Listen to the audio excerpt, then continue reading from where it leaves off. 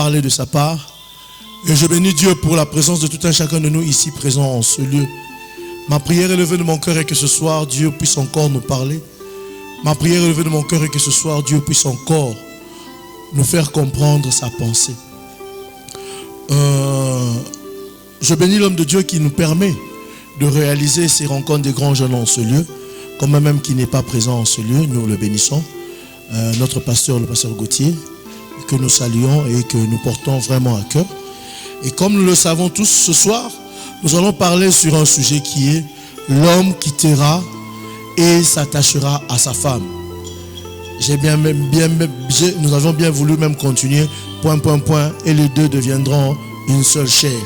Mais nous nous sommes dit que développer ce sujet, nous allons prendre ça, si possible, si Dieu nous fait grâce, on va prendre 3 séances pour essayer de développer tout ce grand sujet. Qui est dans la joie ce soir? Amen, amen. Que Dieu nous bénisse. Ainsi, sans plus tarder, nous disons ceci, nous allons faire beaucoup de lectures aujourd'hui. Nous allons déjà préparer Matthieu 19, 5 à 6. Nous allons préparer le livre de Genèse 2, 18 à 25. Nous allons préparer aussi la lecture du livre Éphésiens 5, 22 à 31. Et nous aurons encore des autres livres que nous allons lire pour éclaircir notre pensée. Sans plus tarder, nous allons lire le premier livre. Moi, je lis à ma version.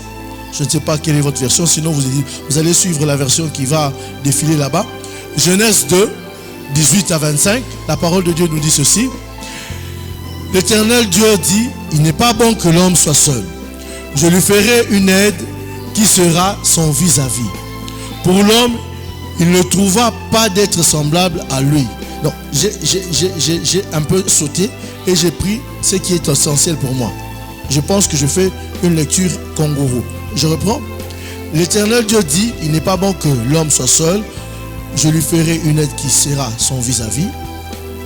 Pour l'homme, il ne trouva pas d'être semblable à lui. C'est pourquoi l'homme quittera et s'attachera à sa femme. Et les deux ne feront plus qu'un. Amen. Le 24e verset dit ceci.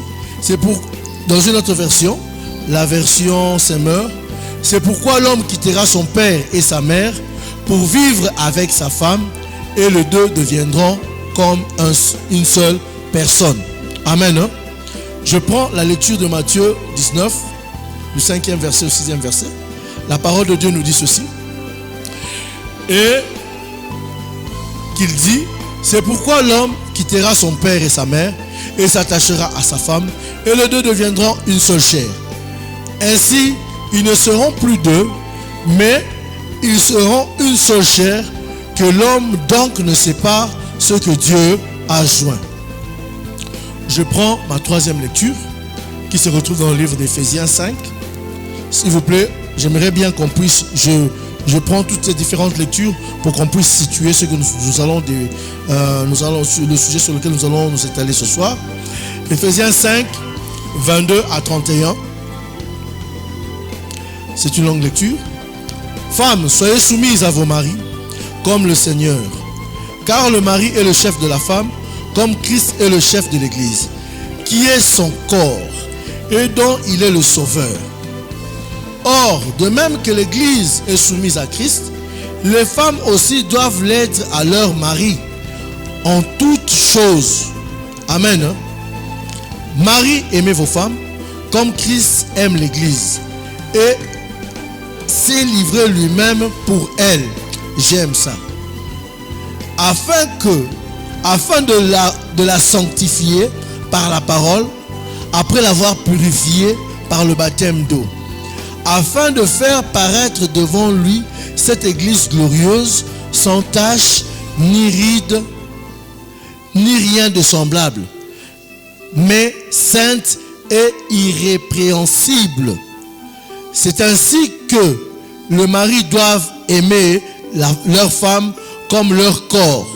Celui qui aime sa femme s'aime lui-même, car jamais personne n'haït sa propre chair, mais il la nourrit et en prend soin, comme Christ le fait pour l'Église, parce que nous sommes membres de son corps. C'est pourquoi l'homme quittera son père et sa mère et s'attachera à sa femme, et les deux deviendront une seule chair. Amen. Là, c'est Paul qui dit. Donc, en quelque sorte, ce qu'il a dit en amont, pour que ça puisse bien se faire, il faudrait que ce qu'il a dit au 31e verset puisse avoir lieu. C'est quoi? L'homme quittera son père et sa mère et s'attachera à sa femme, et les deux deviendront une seule chair. Ces différents textes que je viens de lire ici sont les plus connus dans le terme du mariage et dans la vie conjugale. Ils sont même le fondement biblique de l'union entre un homme et une femme, donc le mariage. Ainsi, on recouvre une profondeur humaine, une profondeur psychique et une profondeur spirituelle dans tous ces différents textes que je viens de lire ici. Ils sont en quelque sorte le panorama du projet du mariage pour Dieu. Donc, qu'est-ce que je veux dire? Donc, ça brosse un peu ça fait presque ça donne une vision globale de ce que Dieu pense par rapport au mariage. Mais ce qui me frappe le plus dans ces différents textes que nous avons lus, c'est l'ordre divin. Oui, l'ordre divin, c'est la dynamique, le mouvement même que ces différentes actions se situent et de la manière dont on les a placées. On dit quittera, s'attachera pour devenir. Donc, il y a une procédure à suivre, une évolution à connaître, un devenir à être. Amen. Donc, pour te marier ou pour se marier, on doit tenir compte de cette évidence, de ces éléments que je suis en train de présenter. Ainsi, certainement aussi, à part cette évolution, à part ce devenir qu'on doit devenir, il y a aussi un apprentissage, une façon de faire, un cheminement à suivre. Amen. Très important. On y discerne les implications d'un grand mystère à l'intérieur de ces différents verbes. On y distingue vraiment les implications d'un grand mystère, et ce mystère, c'est le mariage. Tous, nous sommes ici d'une famille et nous avons des parents. Dieu jouait le rôle de papa et de maman pour Adam et Ève. Et en nous créant à son image, il a voulu que nous, ses enfants, atteignions des objectifs bien précis qui sont de remplir, d'assujettir et de dominer sur toute la création. Et ça, nous pouvons lire ça dans le livre de Genèse 1, 26 au 28e verset. Je prendrai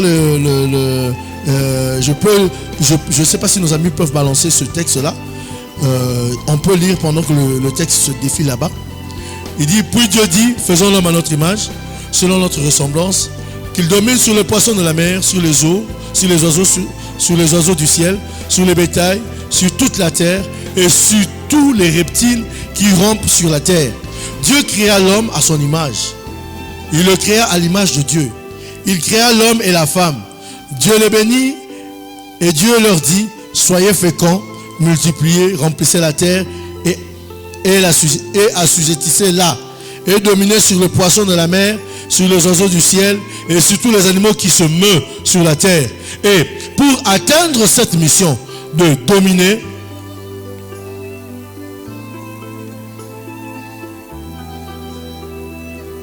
il faut quelque part aussi une structure qui est bien appropriée pour bien vivre cela. C'est le mariage, cette institution-là. En ce, il est à signifier que le principe de quitter son père et sa mère s'implique tant bien aux hommes qu'aux femmes. Parce que souvent, quand on voit la chose, on se dit que là, on parle simplement à l'homme. Non. L'homme quittera son père et sa mère, oui. Mais la femme aussi doit aussi quitter. Amen. Et nous allons voir cela dans Genèse 24, 58 à 59. La parole de Dieu dit ceci. Ils appelèrent donc Rebecca et lui dirent, veux-tu aller avec cet homme? Elle répondit, j'irai. Là, quand le serviteur de Dieu, le serviteur d'Abraham, c'était Isaac, qui était allé chercher une femme pour Isaac. Le serviteur d'Abraham qui était allé chercher une femme pour Isaac. Donc, une fois, vis-à-vis de Rebecca, on a posé à Rebecca la question. Parce que Rebecca habitait une contrée lointaine. Et on a posé la question. Veux-tu aller avec cet homme? Elle a accepté. Donc Rebecca aussi a quitté. Et dans Genèse 31, 14, 15, Rachel et Léa aussi, à leur tour, quand on leur a posé la même question, elles dirent aussi, avons-nous encore une part et un héritage dans la maison de notre père? Parce qu'elles étaient mariées à cet homme de Jacob, Israël. Donc, elles étaient obligées de partir, de quitter. Donc, parce qu'une fois mariées, elles n'avaient plus un héritage ou quoi que ce soit à partager avec leurs parents. Et si on voit encore le livre de Psaume 45, le 10e, tout ça, c'est simplement pour nous faire comprendre que quitter, ce n'est pas simplement pour les hommes, mais c'est aussi pour les femmes. Donc je suis simplement en train d'arranger le décor sur lequel nous allons surfer dans les lignes qui suivent. Le psaume 45, 10 dit aussi ceci. Écoute, ma fille, vois et prête oreille. Oublie ton peuple et la maison de ton père. Amen. Amen. Amen. C'est pas moi qui le dis, c'est la parole de Dieu qui le dit. Lorsque Dieu forma la femme, Dieu s'est rendu compte qu'elle avait, que la femme en elle, elle avait une particularité. C'était celle de séparer les gens, celle de s'approprier d'une personne à tel point que cette personne ne s'allie plus au sien, mais que cette personne soit complètement avec elle. Et voilà pourquoi nous avons vu aussi dans la Bible, aussitôt que l'homme avait dit que il avait fait son poème, voici l'homme quittera et s'attachera. Après quand il a dit quand il a trouvé la femme, il dit que l'homme quittera et l'homme s'attachera. C'est après avoir vu la femme déclarer ce qu'elle était, du coup l'homme a déclaré cette chose. Et Dieu, comme Dieu agrée toujours ce que l'homme dit, il avait approuvé cela. Et voilà pourquoi ce principe est très important pour nous. Avant tout, il faut savoir que le mariage est une institution à vie. Ça, j'aimerais encore marteler sur ça. Voilà pourquoi il faudrait prendre son temps avant d'y accéder. On ne fait pas la course avec qui que ce soit pour se marier, mais il faudrait vraiment réfléchir avant d'y accéder. Comme nous l'avions aussi dit ici haut, il existe aussi des conditions préalables pour se marier, conditions sans lesquelles il n'y a pas moyen de jouir ou de vivre pleinement son mariage. Il y a des conditions préalables qu'il faudrait vraiment prendre en compte. Et ces conditions sont les suivantes. Ces conditions sont même le sujet que nous allons débattre pendant ces 3 dernières rencontres des grands jeunes. C'est quitter son père et sa mère. Pourquoi quitter son père et sa mère? Pour s'attacher à sa femme et devenir une seule chair. Voilà les préalables. Ainsi, nous allons subdiviser notre enseignement en 3 parties. Nous allons d'abord aujourd'hui nous atteler sur le point quitter son père et sa mère. Amen. Nous allons d'abord parler de quitter son père et sa mère. Et donc, on sait déjà que quand on parle de quitter, c'est pas seulement les hommes, mais c'est aussi les sœurs. Amen. Amen. C'est aussi les femmes. Pour bien guider notre réflexion sur ce point, nous allons nous poser une série de questions. Est-il donc possible de quitter ses parents sans souffrir, sans les renier? Comment concilier l'ordre de quitter père et mère avec le commandement « honore ton père et ta mère » ? Qu'allons-nous laisser et trouver en quittant? N'est-ce pas aller au-devant d'une crise d'identité en quittant ses parents? N'est-ce pas sortir d'une dépendance pour entrer dans une autre quand on quitte. Et si quitter était finalement une rupture salutaire qui nous permet de mieux nous trouver? Ce sont ces questions que nous allons essayer de répondre pendant notre petit exposé que nous allons faire ce soir. Le mariage est pris d'emblée dans une tension affective entre union de conjoints, puisque moi je dis ce que les gens disent aujourd'hui, les histoires qu'on voit dans le monde là, ça c'est pas un mariage. Le mariage de par la Bible, c'est l'union entre un homme et une femme. Ce que les autres personnes disent là, en tout cas ce n'est pas de Dieu. Même quand on les voit, il ne faut pas dire que c'est un mariage. Ce n'est même pas un mariage. Cependant, cette tension n'est pas rupture d'affection, mais plutôt une rupture de proximité. Le mariage n'est pas une rupture d'affection, mais c'est une rupture de proximité. Une nouvelle famille doit d'abord se détacher d'un tronc qui la porte pour devenir tronc à son tour. Donc, tu dois quitter pour être. Amen. Comme nous l'avions signifié lors de l'enseignement dont nous avions parlé sur le mariage, une alliance, la Bible est sans ambiguïté sur ce point. Pour qu'il y ait une alliance, il faut d'abord qu'il y ait rupture avec des solidarités préalables. Solidarités qui par voie de conséquences deviennent moins prioritaires. Je ne sais pas si je me fais comprendre dans ce que je suis en train de dire. Donc il y a certaines choses qu'il faut vraiment rompre pour que tu puisses bien faire une alliance avec une autre personne. Je ne pense pas que dans le cadre du mariage, que tu peux faire une alliance avec une soeur et faire encore une autre alliance avec une autre soeur. Non. Puisque nous, on sait qu'on se marie avec une seule personne. Le mariage, c'est entre une femme et un homme. Ce n'est pas entre un homme et plusieurs femmes ou entre une femme et plusieurs hommes. Non. Ce que Dieu veut, c'est le mariage entre un homme et une femme. C'est ça le mariage. Donc, c'est quoi donc quitter son père et sa mère?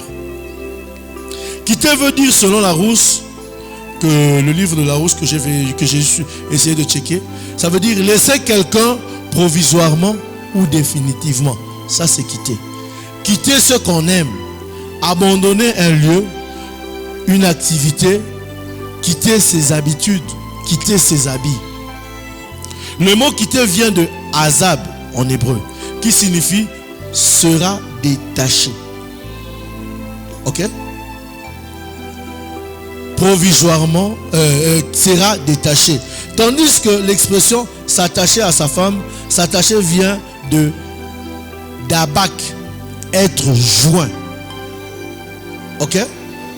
Mais nous allons rester d'abord sur l'aspect de quitter. Ce qui implique les faits suivants.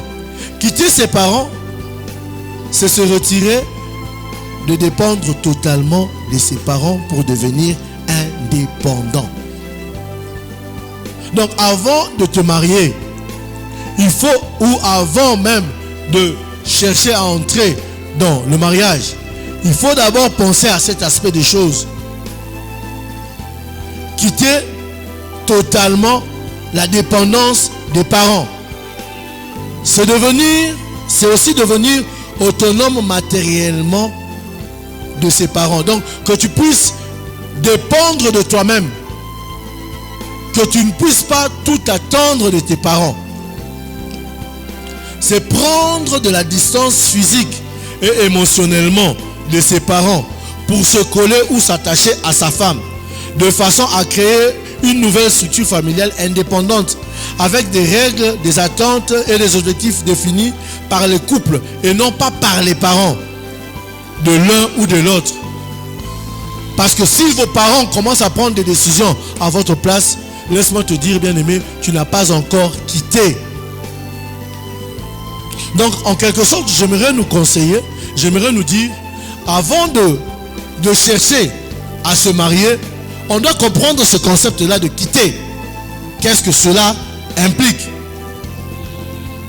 Quand on lira le livre, si on lit le livre de Genèse 12, à partir du premier verset jusqu'au 5e verset, je pense que nous connaissons bien cette histoire.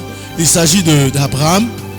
L'Éternel dit à Abraham, va-t'en de ton pays, de ta patrie et de la maison de ton père. Va-t'en de ton pays, de ta patrie et de la maison de ton père. Va dans le pays que je te montrerai. Je ferai de toi une grande nation et je te bénirai. Je rendrai ton nom grand et tu seras une source de bénédiction. Je bénirai ceux qui te béniront et je maudirai ceux qui te maudiront. Ceux qui te maudiront. Et toutes les familles de la terre seront bénites en toi. Abraham partit comme l'Éternel le lui avait dit. Et Lot partit avec lui. Abraham était âgé de 75 ans lorsqu'il sortit de Charan. Abraham prit Sarai, sa femme, et Lot, fils de son frère, avec tous les biens qu'ils possédaient et leurs serviteurs qu'ils avaient acquis à Charan. Ils partirent pour aller dans le pays de Canaan et ils arrivèrent au pays de Canaan. Dieu a demandé à Abraham de quitter sa contrée pour plusieurs raisons, afin d'accomplir le plan merveilleux qu'il avait prévu pour lui. Pour ce faire, Abraham devait quitter. Il devait quitter l'atmosphère occulte de son milieu natal où est-ce qu'il avait grandi. Puisque comme nous le savons, ses parents n'adoraient pas Dieu. Ils adoraient des dieux étrangers à notre Dieu. Et dans cette atmosphère-là, il y avait beaucoup de choses qui se faisaient. Ils sacrifiaient les enfants, ils faisaient des cultes qui offensaient même la personne de Dieu. Donc Dieu a voulu le bénir, mais il devait quitter cette atmosphère-là. Il devait quitter les habitudes, les comportements, les mœurs, les cultures de son secteur, là où est-ce qu'il a grandi, de sa région. Parce que cela ne correspondait pas à ce que Dieu voulait faire avec lui, ou ce que Dieu voulait, l'alliance dans laquelle Dieu voulait le faire entrer. Voilà pourquoi Dieu a dit à Abraham de quitter. Il devait quitter aussi les règles, les lois de sa contrée, qui n'étaient pas celles de Dieu. Le plan que Dieu avait pour lui nécessitait qu'il abandonne tout pour faire une nouvelle nation. Il devait tout quitter pour faire un nouveau peuple pour Dieu.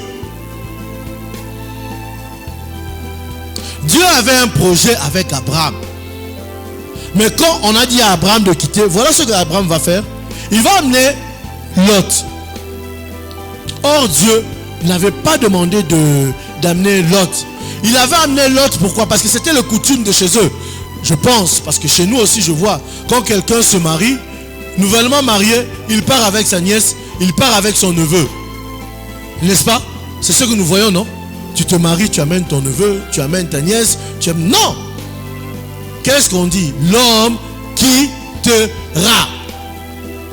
Parce que quand tu amènes une personne étrangère, regardez quand Abraham a amené Lot, n'est-ce pas que Lot a été la première source de ses problèmes? Ces bergers ont commencé à combattre les bergers d'Abraham, et jusqu'à tel point que Abraham dira un jour, non, je n'aimerais pas qu'on puisse qu'on soit en conflit, parce que toi tu es mon sang. Si toi tu choisis la gauche, moi je vais choisir la droite. Vous comprenez? Et regardez souvent, une fois marié, tu amènes ton neveu, tu amènes ton je ne sais pas qui chez toi à la maison. Tu ne comprendras pas. Tu arrives en réunion de famille, on commence à te relater tout ce qui s'était passé chez toi à la maison. Je dis faux. Tu te poses la question, mais qui leur a dit? Oh d'ailleurs, ta femme fait ceci. Oh d'ailleurs, ton homme et ceci, cela. Tout cela vient de quoi? Parce que quand toi on te dit de quitter, toi tu t'amènes avec ton neveu, tu t'amènes avec ta soeur, tu t'amènes avec qui que ce soit. Non. On dit quitter, ça veut dire quitter. Tu laisses tout. Tu te sépares. Amen. Amen. Donc vous les sœurs qui avez des projets, tu parles avec ton fiancé, bon quand on va se marier, moi je vais prendre ma petite soeur qui va venir avec nous. C'est une erreur. Amen. Amen. C'est une erreur. Tu pourras peut-être la prendre quand la bénédiction de Dieu viendra chez vous et que tu serais dans le besoin d'une aide. Peut-être si tu n'as pas des moyens pour avoir une bonne ou un serviteur, tu peux peut-être faire venir une personne qui pourra t'aider. Mais laisse-moi te dire, quand ces personnes viennent, il y a encore de nouveaux dossiers qui s'ouvrent dans la maison. Amen. Et je pense que nous habitons chez certains parmi vous qui êtes encore chez vous, vous en connaissez beaucoup.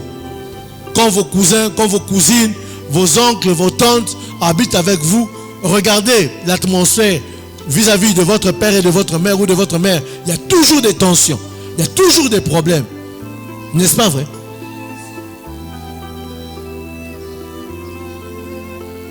Ce n'est pas une bonne initiative de prendre avec toi, aussitôt marié, ton petit frère ou ta petite soeur, ta cousine ou que sais-je encore. Parce que les autres le font, parce que chez nous, c'est la coutume. Non, on dit que Abraham quitta le milieu qu'il a grandi parce qu'il devait se séparer de l'atmosphère qui régissait son secteur. Si cela est le coutume chez vous, toi aujourd'hui comprends que ce n'est pas une très bonne chose pour toi. Ça ne peut pas toujours te rendre des bons services. En son temps, quand le temps viendra, toi tu peux rompre ce saut-là. Amen. Tu peux rompre avec ce système-là. On ne peut pas être joint, attaché à deux endroits différents. Il faut quitter un endroit pour être attaché à un autre endroit. Ça, c'est un principe qu'il faut vraiment garder. Dieu avait un projet avec Abraham, quand bien même que le lieu qu'il avait occupé était moins attirant que le territoire choisi par Lot. Mais comme il avait obéi à la parole de Dieu, il avait expérimenté la toute-puissance de Yahvé, de Dieu, dans le projet qu'il avait fait. Il y a de ces recommandations que Dieu nous fait qu'il faut comprendre telles qu'elles sont données. Même si tu ne le comprends pas, fais-lui confiance, avance par la foi. Crois qu'il est avec toi dans cette barque. Et tu verras que le doute, ne doute pas. Ne doute pas comme Pierre l'avait fait. Quand Jésus l'avait invité de marcher sur les eaux, il a commencé à marcher sur les eaux. Mais quand il a commencé à se rendre compte, je suis aussi un être humain. Est-ce que je peux marcher? Il a commencé à douter. C'est à ce moment-là qu'il a commencé à sombrer. Donc, quand la parole de Dieu te dit, pour le mariage, c'est pourquoi l'homme quittera. Bien aimé, comprends que quitter, ça veut dire quitter. Quitter veut dire se séparer. Amen. Amen. Est-ce qu'on se comprend? Je peux continuer? Ok, très important. Et il faut faire totalement confiance en Dieu. Il nous faut quitter la dépendance matérielle, financière, affective et tout ce que tu peux t'imaginer de nos parents pour pouvoir s'attacher pleinement à son conjoint, tout en honorant tes parents. Abraham alla où il ne connaissait pas. Quand on se marie, tu pars, tu ne sais pas ce que Dieu réserve pour toi. En réalité, c'est un peu sombre. Par moments aussi, ça fait peur quand tu te maries. Tu quittes. Et même quand tu te rends compte que ton père ne te donnera plus rien, ta mère ne te donnera... Non, c'est un peu excessif, mais je pense que je vais un peu plus expliciter cela. Quitter cette dépendance-là, que cela veut dire. Donc, ça fait aussi peur. Mais il faut croire à celui qui a permis que vous puissiez vous réunir, que lui pourvoira pour vous. Amen. C'est suite à ça, il faut éviter des corps étrangers dans ce nouveau noyau ou cette nouvelle famille que vous êtes en train de faire. Peut-être parce que quand toi tu vas commencer à marcher avec l'homme ou ta femme, toi tu marches par la foi. Mais la troisième personne qui est avec vous ne partage pas ta foi. Ne pourra pas peut-être avoir la capacité de communiquer la foi que toi tu as à ton mari ou à ta femme. Il peut être un apaisanteur pour vous. Et vous risquez même d'avoir des petits conflits. Parce que quand toi tu dis, ah bon, madame, en tout cas, aujourd'hui, allons dans ce sens. Lui il vient, Moukouba, qu'est-ce qu'il a dit? Là-bas il y a des lions. La femme, il y a des lions. Directement. Or, quand tu lui avais proposé cela, elle avait accepté. Mais la troisième personne, quand elle vient, elle donne une autre assignation. Et ça devient des complications et des combats ou des discussions dans le couple. Vous comprenez pourquoi il faut quitter? Vous comprenez pourquoi il faut quitter? Ensuite, le fait de quitter père et mère n'est pas une contradiction avec le commandement de Dieu qui nous dit honore ton père et ta mère. Pourquoi quitter tes parents. Parce que tu es attaché à tes parents. Dès le ventre de ta mère, alors à ta naissance, on a dû couper même le cordon ombilical pour qu'on puisse te permettre de vivre. Pour que tu vives quand tu es sorti du sein de ta mère, on a coupé le cordon ombilical. Et maintenant tu veux vivre ta propre vie. Tu veux commencer une nouvelle vie. Donc tu veux voler de tes propres ailes. Tu veux toujours être attaché, qui est toujours ce cordon ombilical. Ça va, n'est-ce pas que ça va commencer à t'attirer vers le bas? Tu ne pourras pas voler. Tu ne pourras pas voler. Parce que si ton père te dit, tu ne veux pas te détacher de la dépendance de tes parents. S'il te dit, bon, comme toi, ta femme te dit de faire ça, moi je te dis de ne faire pas ça, je ne vais plus te donner de l'argent. Ou ce que tu t'attendais que je puisse faire pour toi, je ne vais plus te donner. Mon frère, là maintenant, qui commande à la maison? Ce sont tes parents ou c'est toi? Est-ce que vous vivrez pleinement votre vie conjugale ou vous vivrez par télécommande? Il y a quelqu'un qui tient la télécommande qui peut zapper comme bon le semble là où est-ce qu'il se tient. Voilà pourquoi il est important de quitter physiquement, matériellement, émotionnellement et tout ce qui s'ensuit pour s'attacher à sa femme. Et comme je l'ai dit, souvent les gens que vous ramenez chez vous à la maison, ce sont souvent eux qui sont les agents du FBI pour vos parents ou pour toute la famille, qui vont toujours commencer à relater tout ce qui se passe chez vous à la maison et aller étendre ça à la famille. Dire ce qui se passe et vous ne comprenez pas, tu viens avec ta femme en famille, mais tu ne comprends pas, toute ta famille n'aime pas ta femme. Ou tous tes frères et tes soeurs n'apprécient pas ta femme. Pourquoi? Parce que la personne qui est à la maison va dire des choses là-bas, à l'extérieur. Ou ta famille n'apprécie pas ton mari. Pourquoi? La petite que tu as amenée à la maison va dire des choses. Vous savez, dans l'amour par moment, il y a des hauts et des bas. Vous pouvez vous disputer toi et ton mari, ou toi et ta femme, pour quelque chose qui, après un moment donné, étant enfant de Dieu, tu t'humilies, ou l'autre s'humilie. Ah, excuse-moi, vraiment fâché et tout ça. Tu viens vous renouer, vous reparler. Ah, c'était ça. Ok. C'est en chambre que ça se passe. Mais quand vous vous êtes disputé, peut-être le cri était haut, c'est sorti jusqu'au salon. L'autre qui a entendu dit que vous êtes toujours en conflit. Oh, d'ailleurs, la femme de Mkouba, grande yaya, à la maison et tout ça. Et ça arrive là-bas de l'autre côté. Maintenant, ton père, ta mère, je ne vais même pas loin, ta maman qui t'a mis au monde, puisse entendre que ta femme te gronde.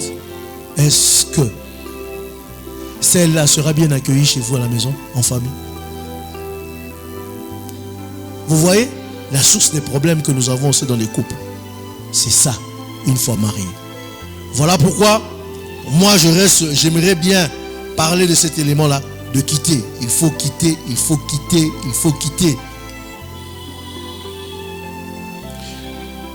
Le Seigneur a voulu démontrer la place que doit prendre la relation entre deux conjoints sur cette terre. C'est une relation privilégiée, voire prioritaire.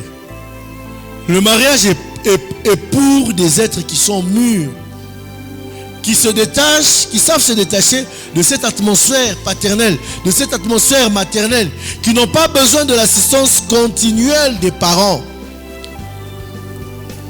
De façon générale, disons que Dieu demande à l'homme de faire un engagement total en quittant physiquement, sentimentalement et financièrement ses parents. Qu'il puisse s'engager à Dieu parce que c'est lui qui est celui qui a institué le mariage. Et que quand tu le fais confiance, il pourvoira pour toi. C'est suite à sa sœur. Excusez-moi les frères. Mais si la personne aussi à laquelle qui vient vers toi et qui veut te marier, il habite encore chez ses parents. Ah, c'est un cas. Hein? C'est un cas. Parce que peut-être quand tu le vois vêtu devant toi, ce n'est pas ses infos perso, ce n'est pas avec son argent, mais c'est l'argent de son père qui le fait vêtir. Alors, dans la maison là-bas, Si déjà lui, c'est son père qui le fait vêtir, donc toi, qui vas habiter chez lui, qui va te faire vêtir? Ton beau-père. C'est ce que tu veux. C'est ce que tu attends. Les frères, les frères, oh, les frères, oh, c'est quoi le problème? Les frères, vous avez pris la batte, hein? Vous avez eu la batte, hein? Toi qui veux te marier, papa, quitte la maison de tes parents. Cherche toi-même un studio. Hein? Un studio où est-ce que tu peux mettre ton petit lit, tu peux mettre tes chaises. Ça montre déjà que tu apprends à quitter la dépendance de tes parents. Amen. Hein? Frère, toi tu n'as même jamais acheté même un matelas. Même un matelas, tu n'as jamais acheté ça. Tu n'as jamais même connu le goût du 31. C'est les 31 ou les dés? Les 31, les dés. Ça dépend hein, d'un bailleur à un autre. Tu ne connais pas cette tension-là. C'est que ça fait. Mais tu veux directement chercher à t'engager. Papa, tu ne t'es pas encore entraîné. Tu n'as pas encore tué l'ours. Tu n'as pas encore tué le lion. Tu vas aller affronter Goliath. Amen. C'est... non. Si tu n'as pas l'expérience avec l'ours, avec les lions, Goliath, tu vas fuir. Tu fuiras. Vous comprenez ces choses? C'est comme des choses qui sont simples, petites, mais essentielles. Frère, avant de chercher à t'engager, cherche-toi d'abord un chez toi. Ok? Ou cherche d'abord,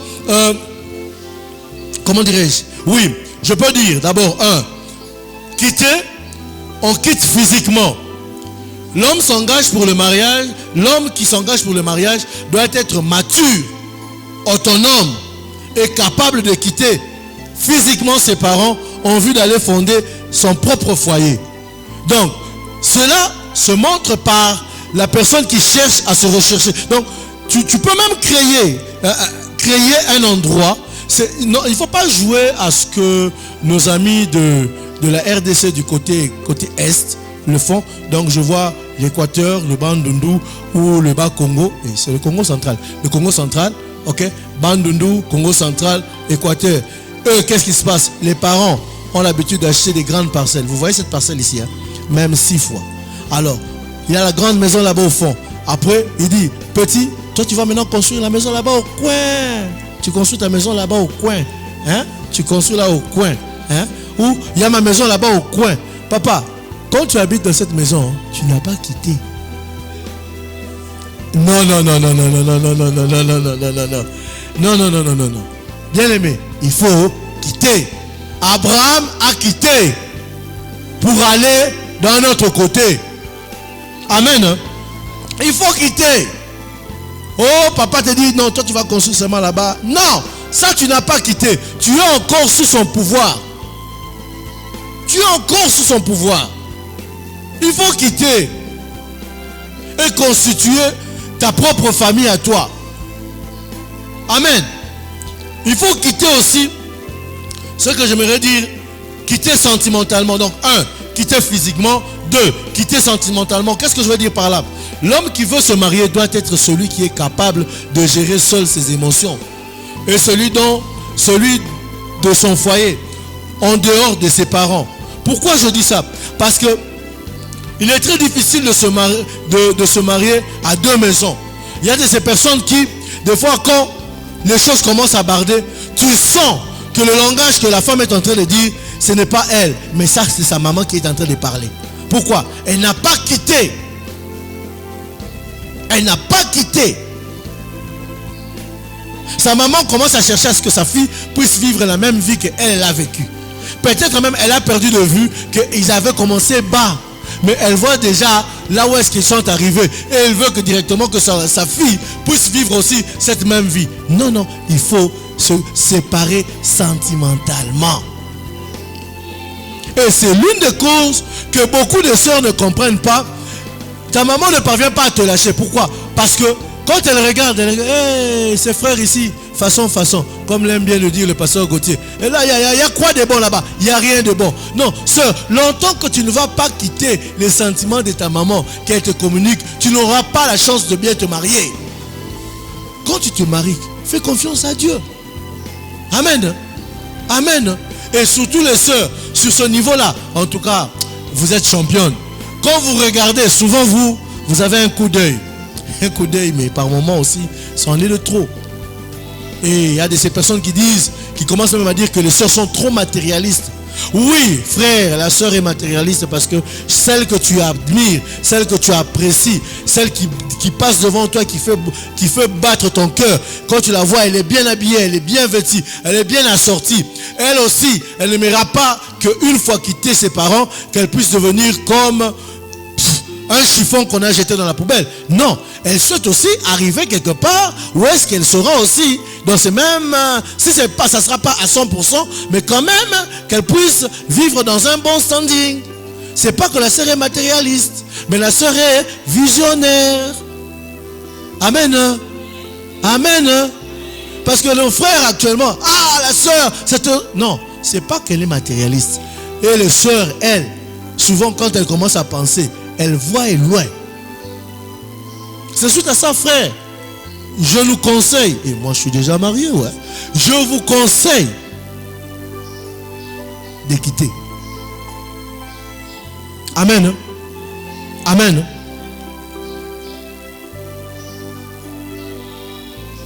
Le mariage exige beaucoup de maturité.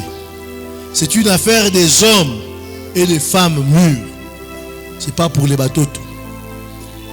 Quitter physiquement, quitter sentimentalement, quitter financièrement. Que l'on soit issu d'une famille riche, peu importe, un vrai homme qui veut se marier doit être autonome financièrement. Il ne doit plus dépendre de ses parents. Sinon, la loi ainsi que les ordres vous seront dictés de l'extérieur. Amen. Même si les parents ont de l'argent, oui, c'est bien bon. Mais toi, apprends aussi à avoir ton propre argent. Amen. Si tes parents ont de l'argent, ok, peut-être tu es fils à papa, donc tu n'es pas mature. Donc l'histoire de mariage, il faut oublier. Ok? Il faut oublier. Tu es fils à papa. Hein? Oui. Fachi, même l'enfant de Fachi, même si l'enfant de Fachi va donner à son enfant un emploi, l'enfant va travailler. Bien aimé, c'est intéressant de sortir le matin et de rentrer le soir. Si tu n'as rien eu, tu dis à ta femme, en tout cas, sister, Léo, tu n'as plus qu'à part à ma gauche. Il n'y a pas de problème. Vous allez voir, vous allez prier avec onction. Hein? Et ça sera bien. Parce que tu te rends compte que demain, je vais encore sortir. Je vais chercher. Ça va encore te donner la force de mieux chercher demain. Et demain, tu vas ramener quelque chose. Mais si c'est toujours papa, c'est toujours papa, c'est toujours papa, il y aura un jour, papa viendra, va imposer son veto dans la maison. Tu n'auras pas à décider. Pourquoi? Parce que c'est lui, c'est son argent. C'est avec son argent que tu fais tout ce que tu fais là. Et j'ouvre une petite parenthèse, bien aimé. Même pour la dot, je sais que c'est difficile. Mais je nous conseillerais, bien aimé, ta dot, bats-toi. Bats-toi. S'il faut vendre cailloux, vends.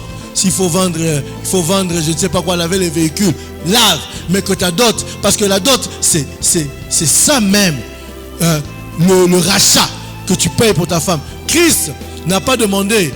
Christ a payé notre dot en versant de son propre sang sur la croix. Christ a payé notre dot en versant de son sang. Regardons encore notre frère que j'aime beaucoup, Samson. Il a payé sa dot, il est allé, il a tabassé les gens, il a pris leur tunique, il a amené à la belle famille, il a donné la dot. Amen. Parce que la dot là, quand ce sont les autres personnes qui payent ça, quand ils vont dire simplement, oh non, nous ne voulons plus d'elle. C'est leur argent. L'argent parle. Il y a un pouvoir attaché à l'argent. Si les parents pourront venir assister, oui, ils peuvent venir assister dans l'organisation de la fête, la soirée. Vous voyez, hein, la soirée, la fête des invités. Mais t'as d'autres, s'il vous plaît, bien-aimés. Si Dieu peut vous faire cette grâce-là, battez-vous. Battez-vous. Là, tu honores même ta femme. Si les autres ajoutent un plus, bon, il n'y a pas de problème, mais je vous dis, c'est une brèche. Amen. Voilà pourquoi il faut quitter, même financièrement. Quitter, Patrick. On a ce qu'il y a. Merci. Il faut quitter. Celui qui veut former un couple solide devra pouvoir quitter toutes ses dépendances des siens. Longtemps que tu ne vas pas quitter cela, laisse-moi te dire que ça va te rattraper. J'aimerais nous dire une autre vérité. Ce que quitter n'est pas. Dans Ephésiens 6:2, la parole de Dieu nous dit ceci. Honore ton père et ta mère. C'est le premier commandement avec une promesse afin que tu sois heureux et que tu vives longtemps sur la terre. Quitter ses parents ne signifie pas les mépriser. Amen. La relation parent-enfant est une relation qui est dynamique. Dieu nous a confié à nos parents pour une saison de notre vie afin qu'ils puissent nous éduquer, nous aider à atteindre les stades de la maturité et nous propulser le plus loin possible dans notre destinée et dans notre vie. Dans cette saison de la vie, honorer ses parents, c'est leur obéir. Ok? À la fin de cette saison, nous sommes appelés à les quitter pour devenir à notre tour tuteur pour nos propres enfants. Notre relation avec nos parents passe donc d'enfant adulte à adulte à adulte. Amen. Hein? Là, on passe d'une relation où on était sous leur protection, leur autorité et complètement dépendant d'eux au stade d'indépendance. À ce stade d'indépendance, nous ne sommes plus appelés à leur obéir, mais à leur aimer et à leur honorer. Je me fais comprendre.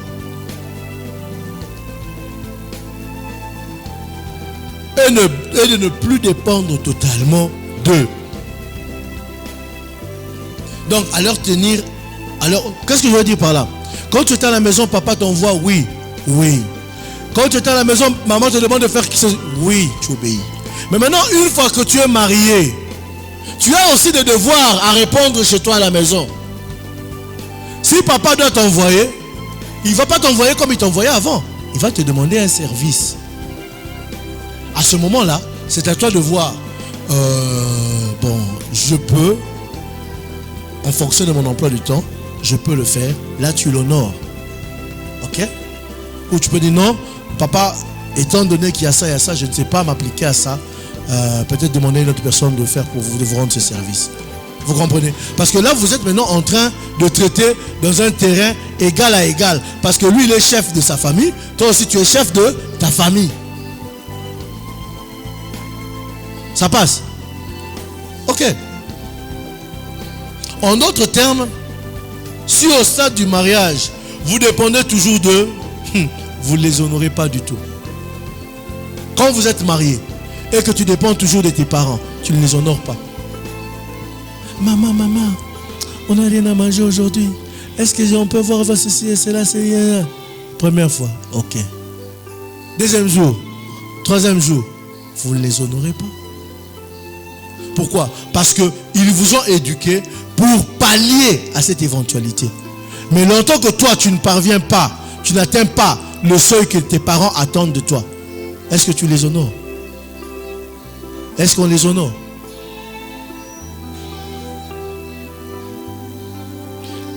Donc, attention, il faut faire une nette distinction entre le fait qu'ils vous assistent à vivre dans le mariage et qu'ils vous assistent de l'organisation de votre mariage. Là, on parle par rapport à l'organisation de la fête. Oui, papa peut m'assister à un moment donné, parce que je peux aussi connaître des turbulences. Mais cette assistance-là ne peut pas devenir à durée indéterminée. Non. Non. Il peut m'assister, mais ça doit être un contrat DDD, à durée déterminée, et non pas à durée indéterminée. Parce que si ça devient à durée indéterminée, chez moi à la maison, il y aura un jour, il va me dire, tu prends ton petit frère, tu prends ta petite soeur, ils vont habiter avec toi. Qu'est-ce que tu vas dire? Tu vas rien dire, parce que la personne qui vous nourrit, la personne qui donne de son argent, la maison que tu habites là, c'est sa maison. Et pire encore, si tu as la grâce d'avoir des petites soeurs ou des petits frères qui sont lettre I, impoli, lettre M, mauvais, méchant. En tout cas, dans ton foyer, ça sera intéressant. Voilà pourquoi on nous parle d'équité. Ceci étant dit, alors comment honorer ses parents en pratique? Nous honorons nos parents en reconnaissant leur rôle qu'ils jouent dans notre vie. On les honore en exprimant de la gratitude pour ce qu'ils font pour nous. À savoir que cette gratitude s'exprime non seulement en paroles, mais aussi en nature, en actes, en présent, en les assistant, en les visitant, en les soutenant. Il est important de savoir pour certaines femmes, ainsi que certains hommes, ne voyez jamais vos beaux-parents, en particulier votre belle-mère, comme un ennemi ou une sorcière.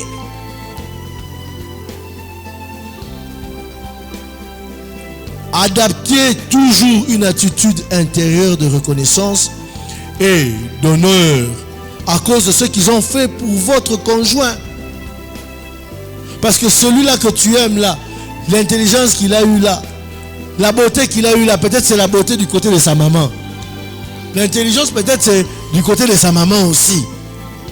Mais toi, ta belle-mère, tu la considères comme une chore. Quand elle arrive, tu commences toi-même les prières de délivrance. J'ai lis, j'ai détruit. Non, sœur. On en a vu, hein. On en a vu. On en a vu. Ça te ferait quoi? Toi, tu as ton enfant grandit, un garçon, et tu vois qu'une autre fille, il se marie et que la fille de ton garçon ne t'accepte pas ou ne t'approuve pas chez lui à la maison. Tu vois la douleur que ça fait. Alors ce que tu ne veux pas qu'on puisse te faire, ne fais pas ça aussi à l'autre. Et il y a aussi des hommes qui sont comme ça. Quand tu vois la maman de sa femme ou il voit le papa de sa femme, ah, qu'est-ce qu'ils sont encore venus? Qu'est-ce qu'ils cherchent? Qu'est-ce qu'ils veulent? Non, ça c'est le manque de... tu ne les honores pas. Tu ne les honores pas. Parce que ces parents, c'est eux qui ont permis que tu aies la belle dame qui est à côté de toi. Si eux n'avaient pas fait que cette fille grandisse, peut-être tu ne l'aurais même pas connue. En guise d'honneur, accepte-les chez toi. Quitter ses parents ne signifie pas développer une inimitié vis-à-vis d'eux ou couper complètement le pont. C'est pas ce que je suis en train de dire. Ok?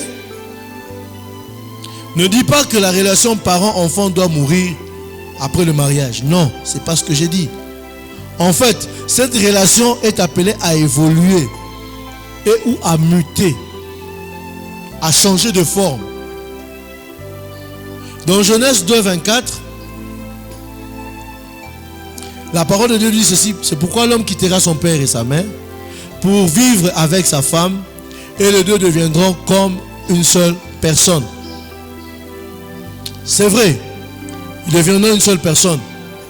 Mais cela n'est pas synonyme de couper le pont. Ce n'est pas la chose à faire. Il faut les aider à comprendre aussi que vous les avez quittés en posant des actes raisonnables, en posant des actes d'amour. C'est suite à ça que je dis qu'il ne faut pas couper le pont. Il ne faut pas rompre le pont. Donc ça veut dire que il faut commencer à se préparer. Il faut commencer à les préparer aussi à ce que tu es en train de les quitter et que dorénavant tu as une responsabilité quelconque. Tu as une responsabilité à prendre soin de ton mari. Tu as une responsabilité à prendre soin de ta femme. Il faut parler avec eux, leur faire comprendre. Parce qu'il y a aussi de ces parents qui ne comprennent pas ça. Tu vas voir, en français, on les appelle les parents poules. Donc, ils sont toujours là, cherchant à protéger leurs enfants. Ils le font par amour. Ils ne le font pas parce que toi, tu crois qu'ils commencent à t'agacer. Non, c'est l'amour d'une mère. C'est l'amour d'un père. Moi, avant, j'avais un autre langage. Hein. Mais quand j'ai vu Vianney, quand j'ai vu Doxa, quand j'ai vu surtout Zoé, j'ai changé de langage. J'ai commencé à me dire, celui qui va venir ici, il va voir. Hein? Mais je me dis, non, il faut les aider à bien grandir et que quand le temps viendra, qu'ils puissent bien partir. Amen. Ce que toi tu fais arriver à l'autre, on va aussi te le faire arriver. Amen. Hein? Amen. Hein? Quitter.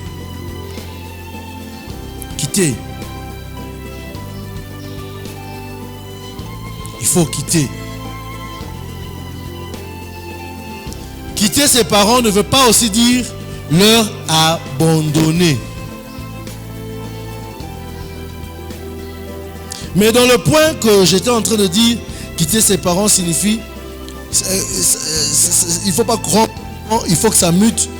Dans ce point-là, il est important que nous, toi étant que femme, toi étant que homme, de délimiter le terrain dans lequel tes parents peuvent s'immiscer dans votre vie conjugale. Il faut mettre des limites. Ah papa, tu vois ici, oui, ici non. Maman, tu vois ici, mais non, là, quand tu fais ça, c'est pas bon. Il faut parler, il faut limiter, délimiter les secteurs qui peuvent, comment dirais-je, intervenir ou ne pas intervenir. Il faut établir ces limites. Il faut que ça soit clair. Ces limites claires entre la relation entre le papa, la maman et tout ce qui s'en suit. Et pire encore, ce n'est pas à ton conjoint ou à ta conjointe d'aller fixer les limites à ton père ou à ta mère. Non, c'est à toi de prendre cette responsabilité parce que tu les connais mieux. Amen. Tu les connais mieux. C'est à toi de prendre cette responsabilité. Il ne faut pas dire à ton mari ou à ta femme, toi, va leur dire ça. Non. Va leur dire, moi, j'ai pas le temps. Non. Ça peut être mal compris. En faisant cela, vous protégez votre mariage. Vous protégez votre conjoint. Parce que quand toi, tu parleras de ça à ton père ou à ta mère, tu verras qu'il y a un certain échime. Hein? Mais si c'est l'autre, peut-être il peut mal s'y prendre ou tes parents ne peuvent pas bien comprendre. Ils peuvent prêter des autres intentions à ceux qui n'étaient pas. Ok? Il faut bien délimiter. Et comme je dis, quitter ses parents ne veut pas dire les abandonner complètement. Dans 1 Timothée 5,4, la parole de Dieu nous dit ceci. Si une veuve a des enfants ou des petits-enfants, qu'ils apprennent avant tout à exercer la piété envers leur propre famille et à rendre à leurs parents ce qu'ils ont reçu d'eux, car cela est agréable à Dieu. Et Ephésiens 6,2 dit ceci. Honore ton père et ta mère. C'est le premier des commandements avec une promesse afin que tu sois heureux et que tu vives longtemps sur la terre. Le principe divin qu'il faut extraire de ce déverset, l'ordre divin, c'est que les parents soient honorés. C'est-à-dire, il faut les valoriser, il faut les respecter, mais aussi qu'on prenne soin d'eux matériellement dans la mesure de notre possible. Quand ils sont dans le besoin, qu'on puisse les assister. Quand ils deviennent vieux, qu'on puisse être là, les soutenir. Quitter, devenir indépendant, ne signifie pas abandonner complètement. Non. Amen. Ça ne signifie pas abandonner complètement. Parce que moi j'ai vu il y a de ces gens, une fois mariés, ils abandonnent même leurs parents. Ils oublient que le papa ne travaille plus ou la maman ne travaille plus. Le papa compte sur lui. Peut-être il ne compte pas, il ne va pas te le dire, mais faire un petit geste, c'est toujours intéressant. Et tu verras que il va encore jeter des fleurs sur toi. C'est pas parce que si ton père travaille qu'il a des moyens que tu peux te refuser de lui donner quelque chose. Non. Je vous pose un peu une question. N'est-ce pas que notre Père Céleste a tout? Dieu a tout, n'est-ce pas? Dieu a tout, n'est-ce pas? Mais qu'est-ce qu'on fait? On lui donne. On lui donne. Cela prouve notre attachement à notre Dieu. Cela prouve notre amour vis-à-vis de Dieu. Amen. C'est dans ce sens-là aussi. C'est une manière aussi d'honorer nos parents. Il ne faut pas être comme ce garçon-là, qu'une fois, on a vu sa maman venir, ses amis, il pose la question, mais c'est qui est là-bas? Ah non, c'est notre bonne là-bas. Pourquoi? Parce que la maman était devenue misérable. Si on voit le train de vie de son enfant, on voit le train de vie de sa maman, c'est le jour et la nuit. Pourquoi? Parce que à la maison, il s'était marié avec Jézabel. Et vous connaissez vous tous Jézabel, hein? Comment est-ce qu'elle réagit, hein? L'homme ne savait même plus assister ses parents. Et quand sa maman vient, elle se limitait où? Même pas au véranda, à la paillote. Est-ce que ça c'est honorer ses parents? Ça c'est pas honorer ses parents. Donc on doit revoir ça. On doit essayer de travailler sur cette chose-là aussi. Amen, amen.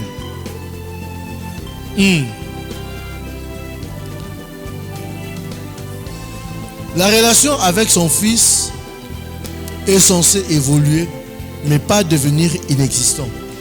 Il faut fixer des limites claires, sachant que cette relation a évolué. Mais vous devriez veiller à ce que votre mari prenne soin de ses parents, comme il est appelé à le faire. Qu'il n'oublie pas sa famille à cause de vous, ce qui ne vous serait d'aucun avantage. Les sœurs surtout, quand tu vois que ton mari a quelque chose, il faut toujours veiller sur ça. Rappelez, les parents sont là. Pense à maman.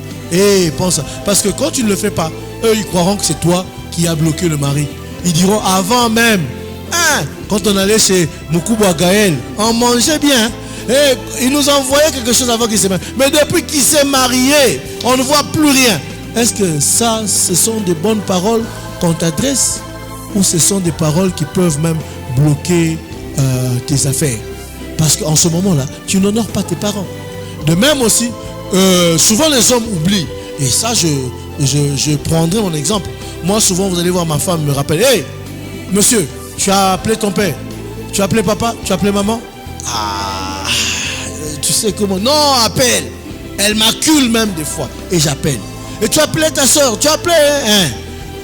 Ah, l'argent que tu m'avais donné, j'ai pris autant, j'ai donné, j'ai envoyé. Ah, ok, merci. Parce que par moments, nous les hommes, nous oublions. Mais vous les femmes, vous devez être là pour subvenir à ces choses-là. Rappelez aussi. C'est très important. Des fois aussi, tu vas voir, on m'appelle, oh j'ai rien. J'ai dit, ah tu sais que tel m'avait appelé, j'ai rien. Ah ok.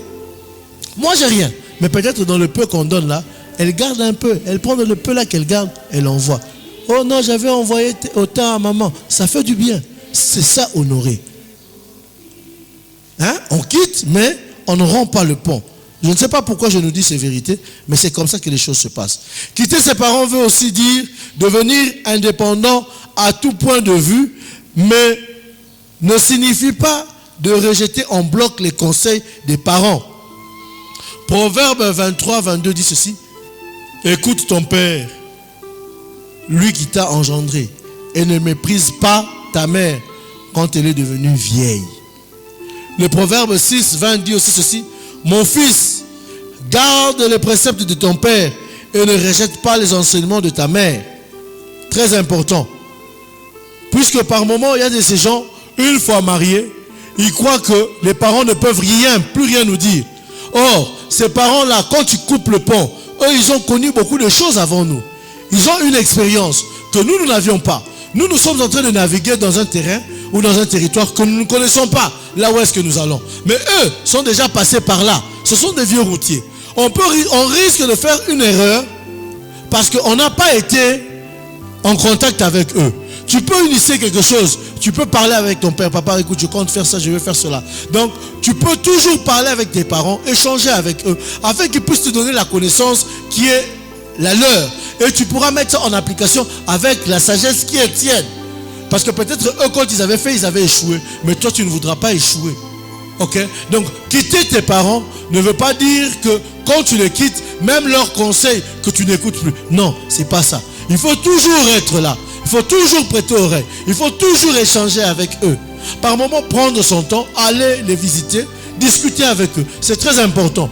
Quitter ses parents n'est pas synonyme de les abandonner. Amen. Mais j'aimerais aussi nous dire une vérité. Comme j'ai dit quitter là, c'est dans les deux sens. C'est l'homme qui quitte, c'est aussi la femme qui quitte. Amen. Parce que si toi, la femme, tu ne quittes pas, ou si toi, l'homme, tu ne quittes pas, tu auras du mal à t'attacher.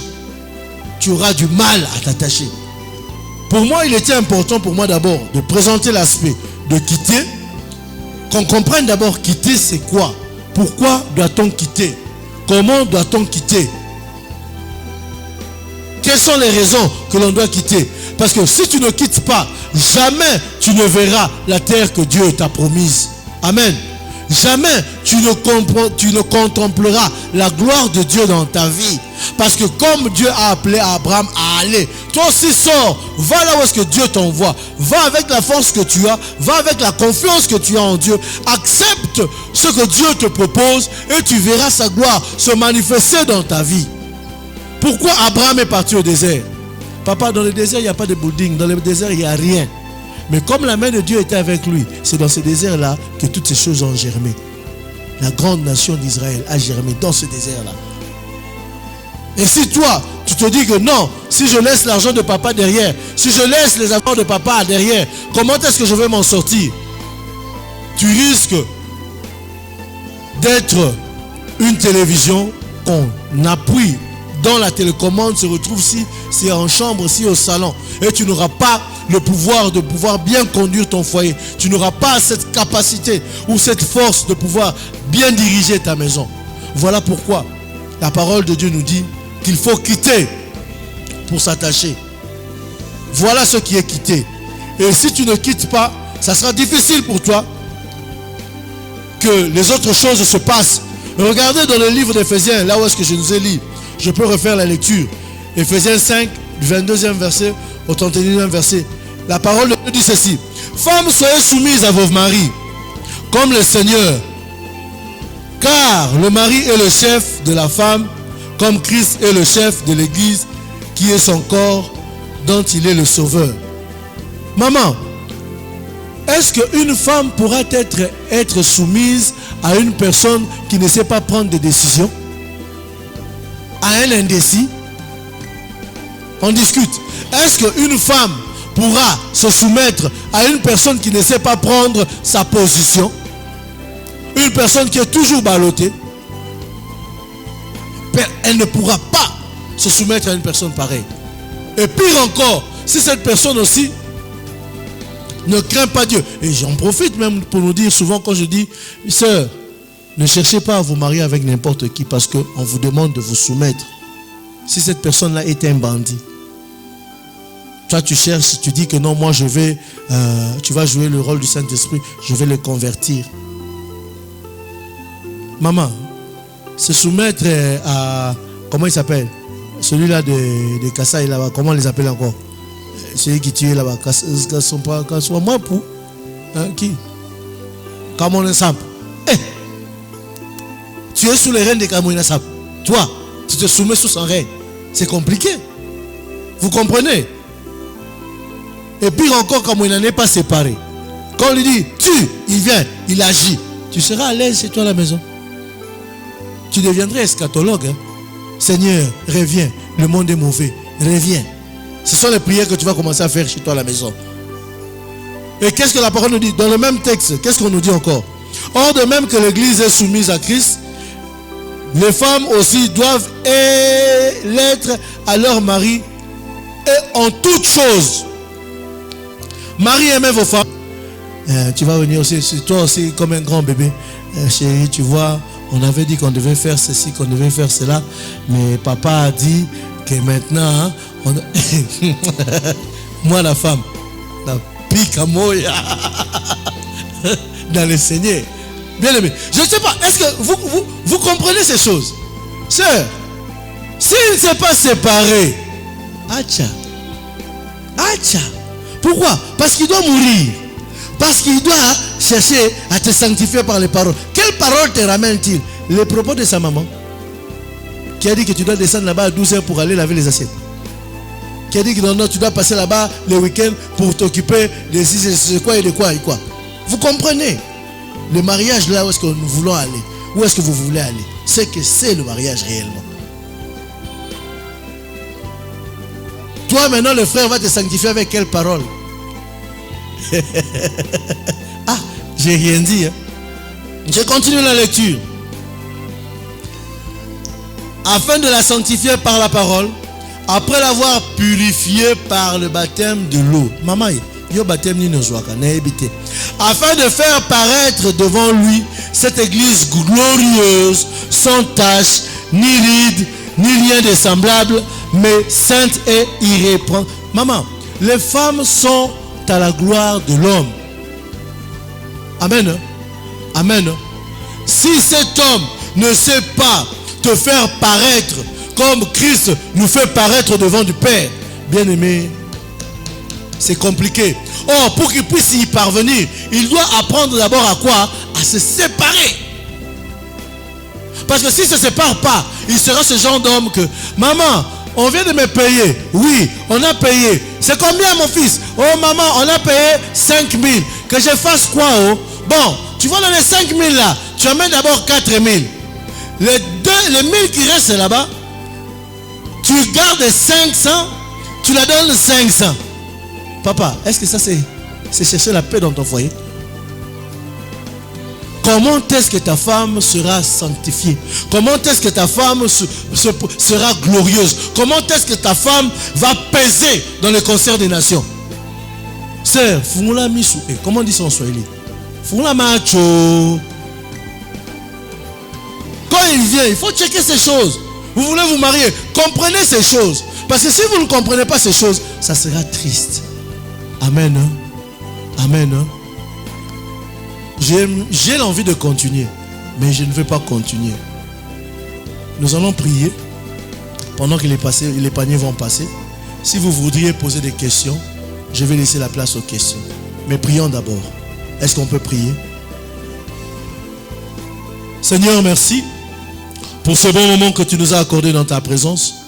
Nous te sommes reconnaissants car tu as été avec nous pendant tout ce temps. Nous te bénissons pour ce message.